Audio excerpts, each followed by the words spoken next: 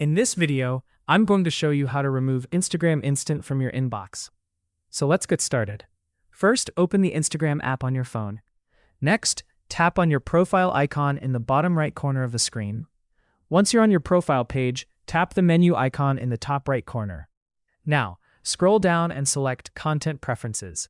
Here, look for the option labeled Hide Instant in Inbox, and turn on the switch next to it. This will remove the instant feature from your inbox page, so you won't see your friend's instants or accidentally tap on them. If you also want to stop receiving instant notifications, go back to the main settings menu. Next, tap on Notifications. Scroll down and select Instant. Now turn off both instant notifications and emoji reaction notifications. Once you've done that, Instagram will no longer send you notifications related to Instant. And that's it.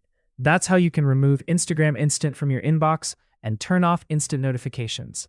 If this video helped you, please leave a like and subscribe to the channel for more Instagram tutorials and tips.